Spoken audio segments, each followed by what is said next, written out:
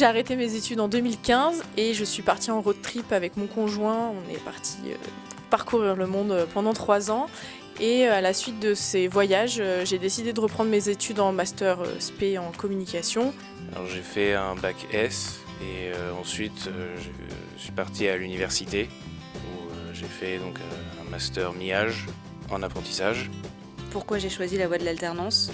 Parce que j'avais tout fait en initiale pendant 4 ans et que j'avais besoin de trouver un peu de concret au sein de ma formation que j'avais pas eu jusqu'à présent et que j'ai trouvé du coup au sein des relations sociales chez SNCF. C'est inscrit dans mon programme à l'IAE, donc c'est pas un choix, c'est obligatoire en Master 2. Alors moi j'ai eu beaucoup de chance, c'est que j'ai utilisé LinkedIn, j'ai mis un post sur LinkedIn afin de dire que j'ai cherché un apprentissage.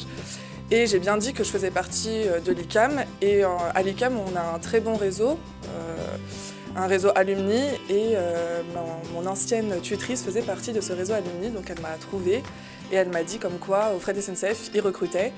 Et je ne pensais pas forcément me retourner sur une entreprise ferroviaire et j'ai été agréablement surprise. J'ai trouvé mon alternance chez Fret SNCF par un chemin un petit peu sinueux.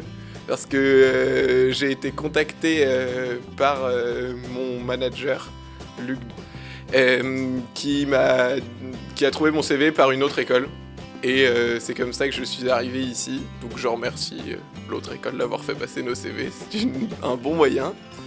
À propos de mon expérience chez Fret SNCF, ce que je pourrais dire, c'est qu'à la direction de l'innovation et du digital, ce qui m'a beaucoup plu, c'est qu'on pouvait être à la fois polyvalent et adaptable, et que finalement on occupait plusieurs fonctions en une, et qu'on pouvait se retrouver à la fois à faire du terrain, comme à aller dans des conventions ou dans des réunions publiques un petit peu plus formelles.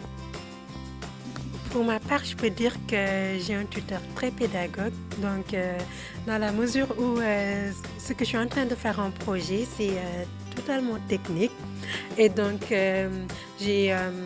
j'ai mon tuteur qui est présent, qui assiste vraiment sur l'avancement de mon projet. Je conseillerais aux futurs alternants de Fret SNCF d'être patients. Quand on arrive dans cette entreprise, quand on ne connaît pas forcément le ferroviaire, il y a plein de choses à apprendre, plein de termes qu'on ne connaît pas. Donc il faut se laisser le temps d'acquérir tous ces termes, toutes ces connaissances-là. D'être au début très ouvert, puisqu'il y a beaucoup de choses à retenir au tout début.